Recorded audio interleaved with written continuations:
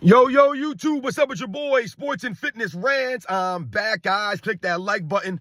Subscribe to my channel. What's up, y'all? Welcome back, guys. Welcome back, man. Got another great video for you guys today. As usual, man, you guys know the deal on this channel. It's all about setting the record straight, stopping the lies, and stopping the narratives. Stopping them from rewriting history, guys. And in this video, we're going to continue to put some respect on some of the guys from the 80s and the 90s. And once again, this is a subscriber requested video. Shout out to Black Royalty.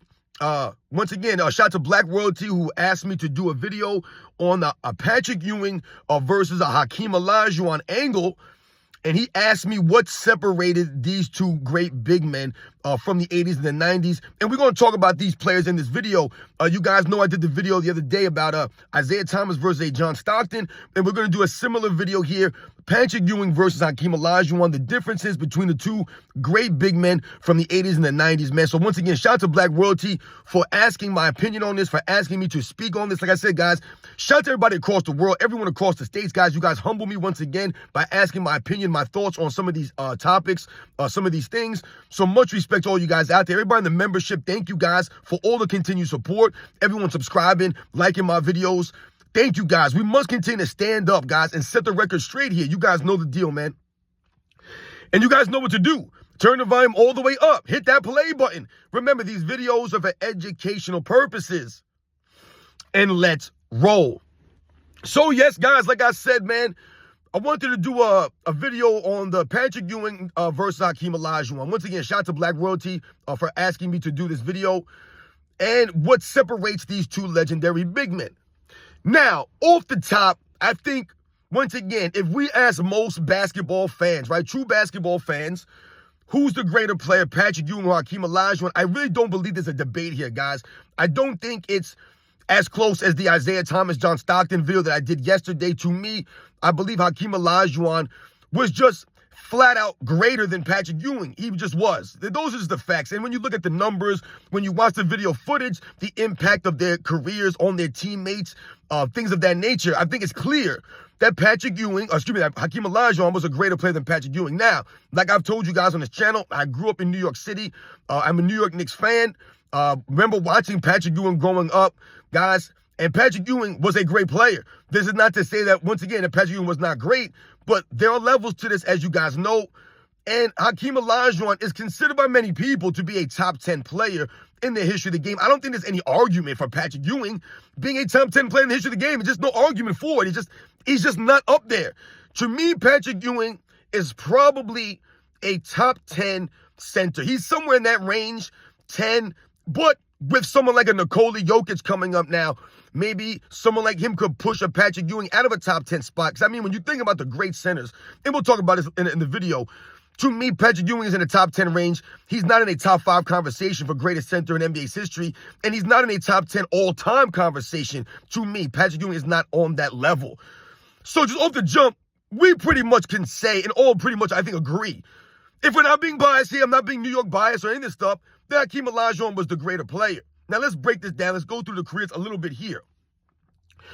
So, Patrick Ewing was 11 times All-Star, fantastic, once again. 7 times All-NBA. He was Rookie of the Year in 1986, beating out Xavier McDaniel and I believe Karl Malone. I believe finished 3rd for Rookie of the Year in the 1985-86 season. Coming out of Georgetown, we all know about Patrick Ewing. I believe he was 3 times All-Defensive, I want to say. One of the elite shot blockers of the 90s. And to me, when I think about Patrick Ewing and we're comparing him to the other big men of the 90s, and in this instance, we're talking about Hakeem Olajuwon versus Patrick Ewing, one of the advantages, or maybe the one area that I feel that Patrick Ewing was better than Hakeem Olajuwon, was shooting the basketball. To me, Patrick Ewing had one of the greatest touches from the jump shot wise. I'm not talking about at the rim or touch from the jump shot wise. As almost any center in the history of the NBA, Patrick Ewing was an excellent jump shot, man. He had a very good touch, man, from the perimeter in the mid-range game for Patrick Ewing. 12, 13, 14, 15 feet out. Patrick Ewing, I believe, was a 74, 75% free throw shooter for his career, which is very solid for a center. It's actually pretty good. So when we think about these things, that might be the one advantage that I would give, or the one edge I would give a Patrick Ewing over Hakeem Olajuwon, shooting the basketball, the touch from the mid-range. But that's really, guys, pretty much where it ends as far as, the edge or area of their game that you would give the nod to a Patrick Ewing, guys. To me, all the other aspects, it points to Hakeem Olajuwon, quite simply. Now, let's think about, I'm trying to think, I think Patrick Ewing, I want to say like his best season, like statistically, it may have been 1990, where I believe he averaged like 28 points a game, I think like 10 or 11 rebounds. He averaged 4 blocks that season, guys. And I'm going to give you guys some perspective here. When we talk about the past eras and how there were great shot blockers and guys challenged you at the rim and how the game was different, I want you guys to think about this. In 1990, Patrick Ewing averaged 28 points again, 10 rebounds, I believe, 3 assists, 4 blocks, and did not lead the league in shot blocking that season, guys. That's right, you heard me correctly. Patrick Ewing averaged 4 blocks a game for an entire season in 1990 and did not win the blocks title. Who won the block title? Hakeem Olajuwon at 4.6. So once again, when we think about some of the shot blockers of today, or Rudy Gobert or Jaren Jackson Jr., some of these guys that are known as being shot blockers, intimidators at the rim, these guys were winning shot blocking titles, averaging 2 blocks a game, 2.5 blocks a game, if that. These guys were not averaging 3, 4, 5 blocks a game like the guys in the 80s and the 90s were. So Patrick Ewing probably would have had multiple block titles under his belt if he played in this era with these kinds of defenders, with this little big men, with not that many big guys, legit big guys, legit shot blockers, legit defenders, right? Defense is not really around anymore. So we must think about these things and put these kinds of context behind someone like a Patrick Ewing. Now, let's go through Olajuwon real quick, some of his accolades. We know he's a 12-time All-Star, 2-time rebounding champion, 9 times All-Defensive. We get that. 2-time Defensive Player of the Year award, 2 times Finals MVP, and 1-time MVP during the 1994 NBA season, which was one of the most historic seasons in NBA's history. Individually, what Hakeem Olajuwon did in 1994, Patrick Ewing couldn't do. And he beat Patrick Ewing in the finals to accomplish and get his first championship. So now that we've read these things off, I believe Hakeem Olajuwon averages, I want to say, over 3 blocks a game for his career. I think Patrick Ewing might be somewhere around 2, maybe 2.5 blocks for his career. I believe for their careers, Patrick Ewing averages, what does he average? Like 21 points a game. I think 9 rebounds a game for his career. Maybe like 1.5 or 2 assists for his career. Like I said, about 2.5 blocks. I think 1 steal. Hakeem Olajuwon averages for his career 21 points a game like Patrick Ewing, 11 rebounds, a couple more rebounds than Patrick Ewing for his career. I believe 2.5 assists, 3 blocks, and maybe like a 1.7 steals or 1.5 steals, whatever it is. So the career numbers across the board are similar, right? When you talk about the 21 points a game for Ewing and Olajuwon, 9 rebounds to compare to Olajuwon's 11, 1.9 assists compared to Olajuwon's 2.5. 2.4 blocks compared to Olajuwon's 3.1, and then 1.0 steals compared to Olajuwon's 1.7. The numbers are similar in the regular season. But here's where the difference comes in, guys. The postseason. This is where Hakeem Olajuwon kind of outshines a Patrick Ewing as far as their playoff careers and the numbers that they were putting up in their playoffs. Now, when we think about the playoffs, Patrick Ewing's numbers dip a little bit to 20 points a game, 10 rebounds, so he goes up 1 rebound, down 1 point. Same assists, 2 assists, and 2.2 blocks. Really good numbers. Hakeem Olajuwon, though, on the other hand, on the Houston Rockets, averaged 26.6 points a game in the playoffs, guys. 26 points a game in the playoffs. That's a far cry from Patrick Ewing's 20 points a game in the playoffs. Once again, going below his career average. Hakeem Olajuwon in the playoffs is 5 points above his career regular season average, because Hakeem Olajuwon has some great historic runs. 11.4 rebounds in the same, 3 assists, a little bit more assists, 3.3 blocks, and 1.7 steals. Everything else is pretty much the same, except for the scoring output went up. So we think about Hakeem Olajuwon and the historic runs he had in 94, 95. It really puts it into perspective, the greatness of the overall greatness of Hakeem Olajuwon. Now, when I wrote these accolades, what do you notice? You notice that Hakeem Olajuwon, I believe, is a 10 or 11-time All-NBA player. Excuse me, guys. So if we compare it to Patrick Ewing, who was, I believe, 7 times All-NBA, this is where the conversation kind of goes right to Hakeem Olajuwon. And where you see it, Patrick Ewing was not really on Hakeem Olajuwon's level. Yes, they were very close. They're both great players, but Hakeem Olajuwon was just better. So when you think about the All-NBA selections, I've told you guys this many times. The All-NBA started a third team in 1989 season. But the All-NBA is traditionally 2 guards. It doesn't matter if it's a point guard, shooting guard, 2 point guards, 2 shooting guards, 2 forwards. Doesn't matter if it's 2 small forwards, 2 power forwards. Doesn't matter. 2 forwards and 1 center. This is why back in the days, in the 60s, you have Will Chamberlain has all these All-NBA first teams, and Bill Russell has all these All-NBA second teams. Because Will Chamberlain was outperforming Bill Russell individually, and he was receiving the All-NBA first teams, guys. Yes, Bill Russell may have been winning the championships. Once again, that goes to his overall team's greatness while he was winning all of these championships. Not to excuse Bill Russell's greatness, but this is why Will Chamberlain was getting all the All-NBA first teams over Bill Russell. Only room for 1 center, guys. So now we fast forward to the 90s, and we talk about these guys' careers. It was Hakeem Olajuwon that was making all NBA first teams literally every single season. I believe the only year that Patrick Ewing made an All-NBA first team, I believe, was 1990. Like I said, when he put up 28, 10, 3 assists, 4 blocks, like he was having a hell of a season. He made an All-NBA first team that year. I believe that's the only All-NBA first team he's ever made, guys. And why is that? Because once again, this does not take away from Patrick Ewing's greatness. He played in a great era with legendary big men, not guys that were good or very good. He played with some of the greatest centers or against some of the greatest centers in the history of the game. When we talk about the Shaquille O'Neals, the Hakeem Olajuwons, the David Robinsons, the Dikembe Mutombos, the Mark Eatons. Don't forget, he came in playing against an older Kareem Abdul-Jabbar, an older Moses Malone, right? He played against these guys, right? So when we talk about the great centers of Robert Parrish, Brad Daugherty, some of these guys he was going against, this shows why Patrick Ewing was not making all NBA first teams. It was Hakeem Olajuwon getting these selections over him.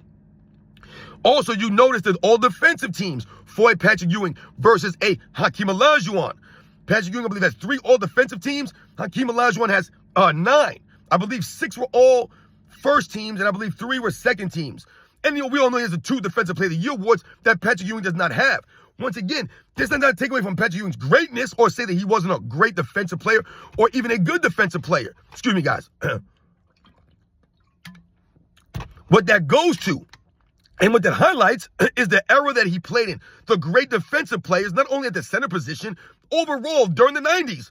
When you had guys like Michael Jordan in the NBA, guys like Scottie Pippen in the NBA, you had guys like Hakeem Olajuwon, the Dikembe Mutombos, the Alonzo Mournings, right? You had guys like Gary Payne on the defensive end. These are legendary defensive players, guys. Legendary. These are not guys that are great or good. They're legendary. Dennis Rodman. These are the guys that were in that era that Patrick Ewing was going against for all defensive teams and for the all defense or the Defensive Player of the Year awards. These are great defensive players. But when you see Patrick Ewing with 3 defensive teams to Hakeem Olajuwon's at 9, it lets you know right there off the jump that Hakeem Olajuwon was just a greater player on both sides of the ball.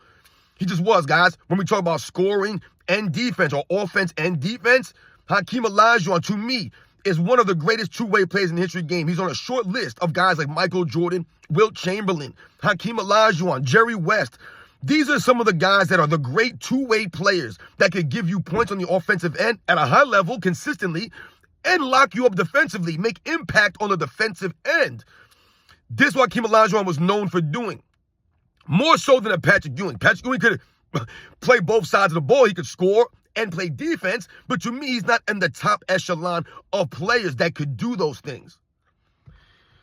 Now, when we think about the guys in the 90s, and we're doing a Hakeem Olajuwon versus Patrick Ewing, guys, to me, the 3 greatest centers of the 90s was David Robinson, Hakeem Olajuwon, and Patrick Ewing. Now, for me personally, I do not include Shaquille O'Neal in the 90s per se. Yes, Shaquille O'Neal played several years in the 90s, but Shaquille O'Neal really did not become Shaquille or Shaq until really the early 2000s, man, right? When the Lakers went on that run in the three-peat in 2001, obviously 2000, 2001, 2002, when they went on that run, 2004, 2005, to me, that's really the Shaquille O'Neal that a lot of people think about. When Shaq comes and talks about the most dominant player that he says, he ain't talking about the 90s because he wasn't dominating nothing in the 90s. He literally was winning nothing in the 90s. No MVP awards in the 90s. None of this stuff, guys. He wasn't winning any championships. Nothing in the 90s. It was the 2000s. So, yeah, we can say Shaquille O'Neal was a 90s player and a 2000s player, but for the sake of this video, and when I talk about the greatest centers of the 90s, to me, it was Hakeem Olajuwon, David Robinson, and Patrick Ewing. To me, those were the top 3 centers of the 90s, guys. The guys that were dominating the 90s, that were in their primes in the 90s. It's their era. Those, to me, are the guys. And when you talk about someone like a David Robinson, to me, that's where maybe you could argue Patrick Ewing and David Robinson. Maybe I think that's a closer debate, a closer argument. But to me, David Robinson was very versatile, more so than Patrick Ewing. David Robinson is one of the only guys in the NBA history. Now, we know they didn't start doing certain stats until, certain points of the NBA's history. But for what it's worth, David Robinson is one of the only guys to have a shot blocking title, a rebounding title, and a scoring title in his career. Hakeem Olajuwon never did that. Patrick Ewing never did that. Shaquille O'Neal never did those kinds of things. David Robinson has a career high of 71 points in an NBA game. Hakeem Olajuwon ain't sniffing that. Patrick Ewing's not sniffing that. So when we talk about the explosiveness of David Robinson on both sides of the ball, once again, he qualifies as one of the greatest two-way players in the history of the game. David Robinson was out there getting quadruple doubles. Like I said, could rebound the basketball. His athleticism, to me, he probably is was the most athletic center of the 90s. When you talk about his ability to run the court, Hakeem Olajuwon could not run the court like a David Robinson. Neither could Patrick Ewing. David Robinson had that crazy athleticism, man. His ability to recover on the defensive end was really probably only second to Hakeem Olajuwon at that time at the center position, man. He had the great ability to recover high post, right, and then recover back to the rim. He could create steals. He blocked shots. David Robinson had a nice touch, the lefty stroke from a David Robinson. I believe it was a 74% career free throw shooter. These guys could shoot the basketball. They had a nice touch, a nice mid-range game. So to me, that would be a closer argument, David Robinson versus Patrick Ewing. Let's not forget, David Robinson did not come into the NBA until he was like 23 years old. He had to do 2 years of military service in the United States Navy. So let's not forget this, that David Robinson did not really come in until 1990, even though he was drafted in the 1988 draft. The same year that Scottie Pippen came in, David Robinson was drafted that same season, but once again had to go to the military for 2 seasons. So we could have or imagine if David Robinson was allowed to come straight out of the academy, right, the Naval Academy, into the NBA, what his quote-unquote numbers would have been, or what his development would have been, having those 2 extra years. But for me, if you think about David Robinson from 1990 when he came in the league, like I say, hit the ground running, up until the point where, I want to say up until when Tim Duncan came into the league. So about 8 or 9 years, right, 98, 99, that's when David Robinson was kind of on the decline. He had that injury, I believe, in the 97 season, if I remember correctly, which is why they were which allowed them to draft a Tim Duncan. David Robinson went down. They only won like 20 games, whatever it was. They ended up with the #1 pick. They get Tim Duncan. The rest is history. So, as you guys can see here, man, those videos going a little bit long here. I don't believe there's any argument for Patrick Ewing over Hakeem Olajuwon. To me, guys, I think if you guys grew up around that time, even if you know the history of the game and you know these players, there really is no conversation or debate for Patrick Ewing over Hakeem Olajuwon. I've heard people try to say these kinds of things, but there really is nothing. Like I said, guys, I'm from New York and I love Patrick Ewing. To me, Patrick Ewing is probably the last great New York Knicks player in the history of the franchise. I do not believe Carmelo Anthony is anywhere near Patrick Ewing as far as him and his impact for the New York Knicks franchise. Patrick Ewing was on the New York Knicks, guys, which leads me to this final part here when we talk about the winning, right? Patrick Ewing never won any championship. And in fact, Hakeem Olajuwon beat Patrick Ewing in the finals to win his first championship. So we have that head-to-head matchup that we could look at and judge. Now, we could talk about John Starks missing shots in Game 6 and Game 7. Let's not forget the Knicks were up 3-2 on the Rockets, and they won the last 2 games and won the series in 7 games. But Hakeem Olajuwon was sensational, and Patrick Ewing was not bad, but he was outplayed by Hakeem Olajuwon. He just was. And Hakeem Olajuwon, to me, was able to galvanize his teammates more than a Patrick Ewing was. Now, this is not to say that Patrick Ewing played on great teams. We could argue that Patrick Ewing and Hakeem Olajuwon had similar role players. When we talk about Patrick Ewing, and you talk about the John Starks, the Charles Oakleys, the Anthony Masons, you talk about some of these guys that played on the team over the years, Gerald Wilkins, and some of these other guys that were on the early 90s or early into the mid-90s, a Derek Harper, and, later on, the Allen Houstons, the Larry Johnsons, the Latrell Sprewells. But when you think about some of the players, guys like Chris Childs and Greg Anthony, right? You think about some of these players that play in these teams, these are not huge names that I'm naming out here. These are not big-time players, Hall of Famers, right? Oh, top 75 players or anything like this. Patrick Ewing played on the New York Knicks essentially his entire career for the last couple of years. And like I said, he never really played with another star player, but that's the way the NBA was back then, guys. This is why we talk about Michael Jordan building up Scottie Pippen into a star, into a Hall of Famer, right? So when we compare to Olajuwon, they're similar, right? Olajuwon had guys like Otis Thorpe, which was like a Charles Oakley type of player. Maybe a little bit better than a Charles Oakley, Otis Thorpe. But you had guys like Otis Thorpe, Matt Bullard, who could stretch the floor. Obviously, the Vernon Maxwells, who were like a John Starks type of player, a gritty, hard-nosed, wing defensive guy who would not back down from anybody. That's John Starks. That's Vernon Maxwell. You talk about someone like a Kenny the Jet Smith, who was running the point guard. Then you had rookies coming in, guys like Robert Horry, Sam Cassell, the Mario Ellies. These guys who played roles, they was very good. These are excellent role players. So we could say that these teams were similar as far as the teammates around them. Patrick Ewing also struggled with coaching in the New York Knicks for years. The New York Knicks never had any really great coaches up until Pat Riley. You had Rick Pitino there, Stu Jackson. I think they had Hugh B. Brown early, but he was only there for like a year or so. You had no continuity for the New York Knicks for years until Pat Riley came along and then Jeff Van Gundy. Then you start to have some continuity. Same thing with Hakeem Olajuwon. He had several coaches before Tom Janovich came along and organized them and got them on the same page. So, shout out to my man Black Royalty. I think it's easy. Hakeem Olajuwon was a greater player. I think it was the defensive ability of Hakeem Olajuwon, his versatility, the footwork of Hakeem Olajuwon, the myriad of different moves he had on offense. His repertoire was greater than Patrick Ewing's. Even though I told you guys, to me, Patrick Ewing was probably a greater shooter, had a better touch from the perimeter. Hakeem Olajuwon had more moves and had more moves off of those moves. This is why people seek out Hakeem Olajuwon to study his game, not so much Patrick Ewing. And there's no knock on Patrick Ewing. One of the all-time great players. Patrick Ewing in today's NBA, he's probably the great center. He's greater than Joel Embiid, guys. He could be competing with a guy like Nikola Jokic. And like I said, his defensive prowess alone would separate him from some of these guys. The long arms of Patrick Ewing, the heart of Patrick Ewing. The man had heart and grit. He was a true New Yorker out there, man. He represented the New Yorkers, man.